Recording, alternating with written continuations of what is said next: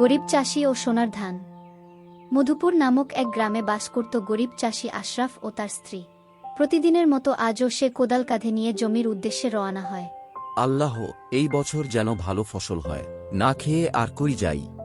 কিছুক্ষণ পর তার স্ত্রী বালতি করে পানি নিয়ে আসে। এই জমিটাই আমাদের ভরসা। চাষি ধান বুনে বাড়ি ফিরে আসে।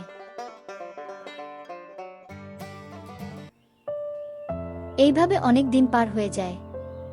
একদিন সে জমিতে যাচ্ছিল, তখন হঠাৎ করে অনেক ঝড় বৃষ্টি শুরু হয়। টানা 3 দিন বৃষ্টি হতে থাকে। বৃষ্টি থামার পর সে এবং তার স্ত্রী জমির অবস্থা দেখতে যায়। জমিতে পৌঁছে তারা দেখতে পায় তাদের সব ধান নষ্ট হয়ে গেছে। হায় রে হায়, আমার সব শেষ। প্রায় 1 বছর পর যখন ধান বুনার মৌসুম আসে, চাষি হাল না ছেড়ে আবার তার জমি তৈরি করে এবং ধান বুনে। হার মানলে হবে না, আল্লাহ চায় পরিশ্রম।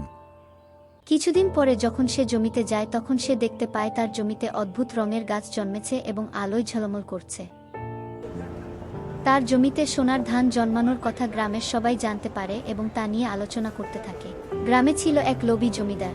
সেই জমিদারের চেলা গ্রামের মানুষের চাষির সোনার ধান নিয়ে আলোচনা শুনতে পায় এবং তা গিয়ে জমিদারকে জানায়।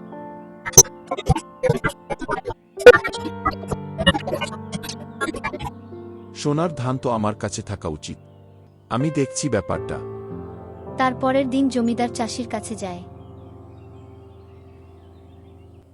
এই সোনার ধান আমি কিনে নিচ্ছি, যা দাম চাস দিব। না হুজুর, এটা আল্লাহর দান, আমি এটা দিয়ে গ্রামের অভাব মেটাব। জমিদার ব্যর্থ হয়ে ফিরে আসে। গ্রামের লোকজন তাকে ধান কাটতে সাহায্য করে। চাষি তার ফলানো ধান গ্রামের মানুষকে বিলিয়ে দেয়। পরের বছর সবার জমিতে ফলন হয়। গ্রামের মানুষ চাষি আশরাফকে অনেক ভালোবাসতে শুরু করে। সবাই মিলে ধান কেটে ঘরে তুলে। আল্লাহ দয়া করেন পরিশ্রমীর প্রতি। আজকের গল্পটি ভালো লাগলে একটা লাইক দিয়ে চ্যানেলটি সাবস্ক্রাইব করতে ভুলবেন না। দেখা হবে নেক্সট ভিডিওতে, ততক্ষণ ভালো থাকবেন। আল্লাহ হাফেজ।